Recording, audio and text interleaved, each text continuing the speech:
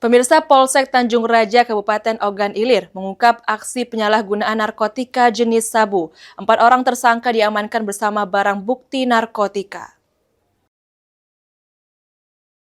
4 orang terduga terlibat penyalahgunaan narkotika jenis sabu diamankan personel Polsek Tanjung Raja. Penangkapan dilakukan di sebuah rumah di Kelurahan Tanjung Raja Barat, Kecamatan Tanjung Raja, Kabupaten Ogan Ilir. Keempat terduga pelaku masing-masing berinisial F, MRA, MS, dan M. Mereka diamankan saat diduga sedang melakukan aktivitas penyalahgunaan narkotika. Kapolsek Tanjung Raja AKP Sondi Fraguna mengatakan, pengungkapan ini berawal dari informasi masyarakat terkait adanya aktivitas pesta narkotika di wilayah tersebut.